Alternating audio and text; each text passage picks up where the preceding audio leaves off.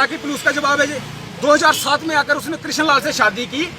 तो जब मैंने एसपी उधमपुर को पूछा कि ये जो हिस्ट्री शीटर औरत है इसकी हिस्ट्री बताई जाए, तो एसपी उधमपुर ने जवाब दिया 2010 में इसके ऊपर 420 का केस चला रामनगर में, और इसके पति का नाम जो है करतार चंद है। जी, आपका नाम? मेरा नाम वरुण भगत, मैं सोशल एक्टिविस्ट हूँ। ये जो सारा मसला है ये करीब 2-2.5 साल से ये चलता आ रहा है, और 2-2.5 सालों से एक परिवार को इतना हरास कर दिया गया है कि उनका जीना मुश्किल हो गया है। पुलिस के ईमानदार अफसरों की तो मैं कदर करता हूं, लेकिन कुछ महकमे में ऐसे गलत अफसर भी हैं जो गरीब जनता का खून चूस रहे हैं और लोगों के ऊपर झूठे केस बना रहे हैं। ये 2 साल से ये जो लड़कियां मेरे साथ आई हैं, इनके भाइयों के ऊपर इस तरीके से षड्यंत्र रचा गया, क्योंकि इनके जो ताया जी थे उनका नाम था कृष्ण लाल, उसने शादी नहीं की थी, वो 80 साल का बुजुर्ग था।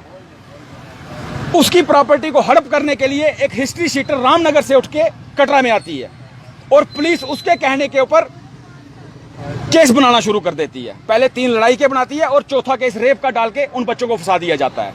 और उसकी इंक्वायरी के लिए जब से ये केस डले हैं तब से आज तक हम हर जगह होके आए, एडवाइजर टू गवर्नर, गवर्नर को ऑनलाइन ग्रेवियंस, डिपकाम, जितने भी एडमिनिस्ट्रेटर के बंदे हैं, आईजी, डीआईजी, डीजीपी को लेटरें, हर जगह हम पूछ के होके आए, लेकिन हाँ, आम लोगों की कोई सुनवाई नहीं है। और मैं ये कहना चाहता हूं, फिर मैंने आरटीआई लगा के, कुछ डिस्पैच नंबर लगा के ये पूछा गया कि भाई ये औरत रामनगर से कटरा कब आई। पुलिस एसएसपी कटरा का जवाब है कि ये 2007 में आई और इसने कृष्ण लाल के साथ शादी की। ये संदेह का घेरा इसलिए लगता है कि अगर एसएसपी कटरा बोल रहे हैं कि 2007 में इसने कृष्ण लाल से शादी की, तो उधमपुर के एसएसपी को जब मैं पूछता हूं कि सर बताइए कि इसकी हिस्ट्री क्या है, तो उधमपुर की एसएचओ साहब बोलते हैं, एसएसपी साहब बोलते हैं कि 2010 में इसके ऊपर 420 केस चला। अगर 2010 में उसके ऊपर 420 केस चला और करतार चंद इसके पति का नाम है, जो एसएसपी उधमपुर बोल रहे हैं, तो 2007 में इसने कृष्ण लाल से शादी कैसे कर ली? ये 2 जवाब क्यों दे रही है पुलिस? मैं ये पूछना चाहता हूं। जब राशन कार्ड अथॉरिटी को पूछा गया कि सर इसका राशन कार्ड का स्टेटस दीजिए, ये राशन कार्ड का डुप्लीकेट आरटीआई का जवाब आता है। ये क्यों? क्योंकि 2016 में इसके साथ पूरा परिवार था, और राशन कार्ड अथॉरिटी बोलती है कि 2013 में ये करतार चंद जो है वो अकेला है, रामनगर वाला अकेला है। ये क्या है? ये इन्वेस्टिगेशन का इशू है। और इन्वेस्टिगेशन क्यों नहीं की जा रही है 2 सालों से? क्या आम आदमी जीने के काबिल नहीं है? क्या आप संविधान की कसम खा के बड़े बड़े सेमिनार करके कि हम अब हमारे गवर्नर साहब आ गए, अब हमारे एडमिनिस्ट्रेटर आ गए, अब हमारे जे आ गए, वो आ गए, तो क्या एडमिनिस्ट्रेशन चल रही है? ये मैं पूछना चाहता हूं सर। अगर आपको गरीब आदमी और शरीफ आदमी पसंद नहीं है तो आप एक शूट का ऑर्डर करिए, सबको मार दीजिए। क्या फायदा है जीने का घुट घुट के? और आपके इतने बड़े बड़े नाम है, अगर आपके शासन में हमें घुट घुट के रहना पड़े तो मैं चाहता हूं कि इससे गरीब आदमी को मर जाना चाहिए। मैं ये मांग करता हूं कि अगर आप ऐसा करिए कि जितने भी इसकी उनके ऊपर ऐसी कार्रवाई हो कि आने वाले 50 साल 100 साल तक भी कोई अफसर करप्शन ना कर पाए, गलत ना कर पाए। जय। नाम शक्ति देवी है और मैं कटरा से हूँ। मेरी शादी उधमपुर में हुई है और ये मैटर जो है वो कटरा रियासी का है। क्या मैटर है सारा? क्या सारा मैटर ये है कि मेरे ताया जी थे, वो अनमैरिड थे, तो उन्होंने शादी नहीं की थी, और ये 2017 की बात है। 7 जून 2017 में उनकी डेथ हो जाती है, और 10 जून को वो औरतें जो हैं वो घर के बाकी रूम्स, क्योंकि वो अलग रहते थे, 3-4 रूम्स थे उनके पास, फिर हम लोग उनको ताला लगा देते हैं। लेकिन वो औरत जो है वो ताले काटती है। उसके बाद हम पुलिस को इन्फॉर्म करते हैं कि ये औरत ताले क्यों काट रही है और इसका क्या मुद्दा है, लेकिन वो उनसे कोई पूछताछ नहीं की जाती है। उसके बाद वो औरत 23 तारीख को फिर से फौजदारी का केस हमारी फैमिली पर डाल देती है कि इन्होंने हमारे साथ मारपीट की है, हमें मारा है, और वो फिर केस हमारी फैमिली पे है। उसके बाद कुछ दिनों के बाद एक केस और डाल दिया जाता है हमारी फैमिली पे।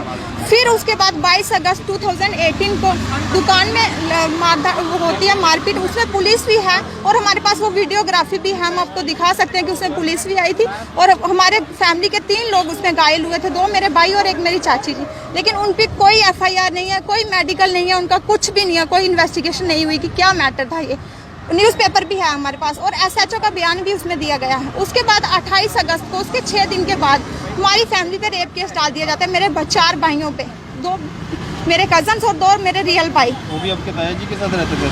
नहीं, वो अलग रहते थे, एक ही घर था, लेकिन वो प्रॉपर्टी के हकदार थे क्योंकि उन ताया जी ने शादी नहीं की थी, इसलिए उन पे रेप महिला का क्या नाम था और ये कब से वहाँ पे रह रही थी? उस महिला का नाम था सुषमा देवी और ये कुछ सालों से वहाँ पे रह रही थी, 4-5 साल पहले से वहाँ रेंट पे रह रही थी।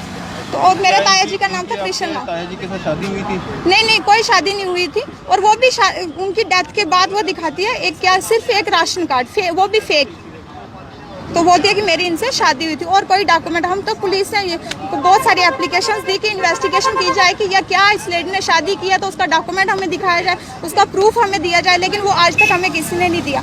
उसके बाद 28 अगस्त को जो मैं पहले बात कर रही थी, रेप केस डाल दिया जाता है और पुलिस भी मौके पे आती है और हमें बोलती है कि हमें भी पता है ये झूठा केस है या जो भी है प्रॉपर्टी के लिए किया गया।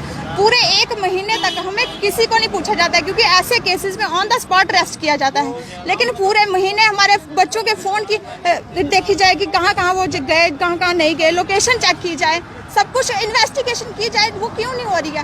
तो 1 महीना तक उन्हें बिल्कुल नहीं पूछा जाता। 2 अक्टूबर को जिस दिन छुट्टी थी, गांधी जयंती, उस दिन मेरे भाइयों को अरेस्ट किया जाता है, वो भी मार्केट वो सामान लेने गए थे। उसके बाद अब वो 2 सालों से जेल में है, ये 2 अक्टूबर को पूरे 2 साल हो जाएंगे वो जेल में है, उनका कसूर कोई नहीं है। फॉरेंसिक रिपोर्ट नेगेटिव है, कोई गवाह नहीं है, कुछ भी, क्योंकि रेप हुआ ही नहीं है। सिर्फ एक गवाही है लड़की की, लड़की ने बोला कि मेरे साथ रेप हुआ है। क्या इसकी इन्वेस्टिगेशन नहीं की जाएगी कि क्या ये सच में रेप हुआ है या नहीं हुआ है? मैं मानती हूँ कि हर लड़की एक सीता है, तो क्या हर लड़का रावण है क्या? उनका भी हक बनता है कि उन्हें भी इंसाफ मिले, लड़कियों को इंसाफ मिले तो लड़कों को भी इंसाफ मिलना चाहिए, उनका भी हक बनता है, वो भी इस देश के बच्चे हैं। मैं सरकार से, इस डिपार्टमेंटों से यही डिमांड करना चाहती हूँ कि जो भी गुनहगार हैं उन्हें सजा मिले और जो बेगुनाह है उन्हें छोड़ा जाए, जो गुनहगार है उन्हें सजा दी जाए और उन पर कार्रवाई की जाए। महिला है वो अभी आपकी प्रॉपर्टी पे है वहाँ पे? हाँ, अभी भी वहीं पे है, अपनी बेटियों के साथ, 3 बेटियां हैं उसकी, और वो भी वहीं पे रहती है, अभी भी वहीं पे रह रही है। आप कटरा के सही बोल रहे हैं, इन पुलिस वालों के 2 जवाब क्यों हैं? अच्छा, ये हमें ये बोलते हैं कि ये झूठा केस है, हमें भी पता है, और वो शरेआम चलते थे, जाते थे, घर में रहते थे, हमसे कोई नहीं पूछा गया, लेकिन 1 महीने के बाद में अरेस्ट कर दिया गया। 2 अक्टूबर को मेरे भाइयों को अरेस्ट किया मार्केट से। पीछे अगर कोई बैठा हुआ या कोई डिपार्टमेंट में जो भ्रष्टाचारी हैं, वो एक दूसरे को बचा रहे हैं।